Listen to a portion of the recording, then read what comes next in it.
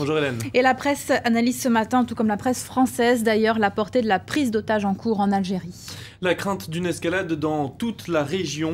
Pour The Guardian, la prise d'otages montre les ramifications du problème malien au sein du Sahel, mais aussi la complexité du phénomène islamiste dans toute la région. Un mélange de tensions régionales, de pauvreté, de criminalité, de kidnapping et de progression de la désertification.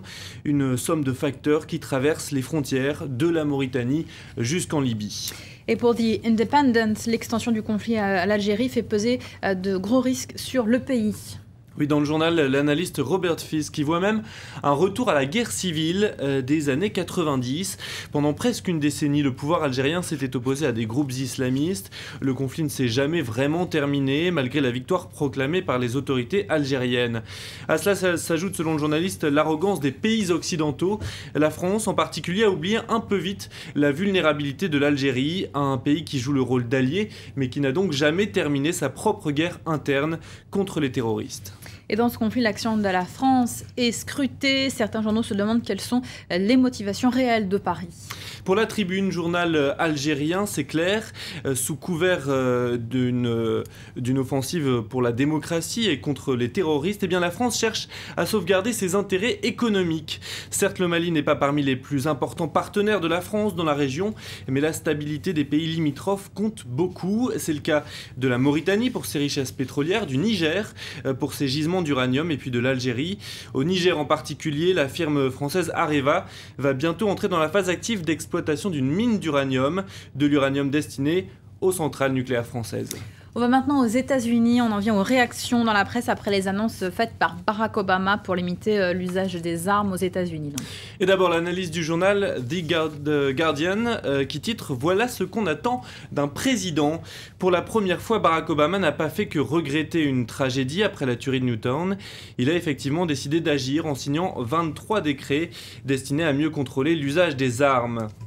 Alors personne ne doit s'attendre à un changement radical, prévient le journaliste, car le Congrès reste très réticent à instaurer un contrôle des armes. Mais depuis 2 décennies, tous les progressistes ont refusé de s'attaquer à un problème par peur de perdre. Or, on ne s'attaque pas à ce problème des armes en sachant qu'on va gagner à l'avance, mais justement en se battant pour gagner. Et bien moi justement du côté du Washington Post qui pense que Barack Obama ne pourra pas gagner sur tous les plans.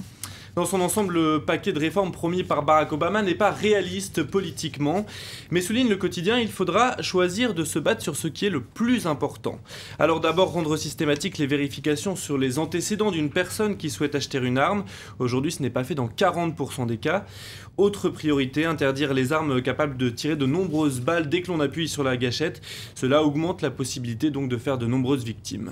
Et pour le Wall Street Journal, eh bien Barack Obama ne s'attaque pas au fond du problème qui serait à faire de mieux traiter les personnes qui souffrent d'un déséquilibre mental. Et pour cela, le journal prend l'exemple du gouverneur démocrate du Colorado, John Hickenlooper, qui réclame lui aussi un contrôle des personnes pour chaque vente d'armes, mais pas seulement. Pour le gouverneur, il faut mieux prendre en charge les personnes atteintes de troubles mentaux.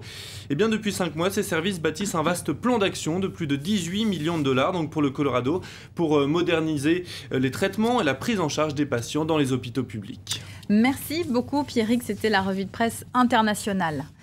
Restez avec nous juste après la pause, ce sera le journal de l'économie avec Karina Chabour. On reviendra sur cette prise d'otages en Algérie et les islamistes s'en prennent au poumon de l'économie algérienne, à savoir le secteur des hydrocarbures.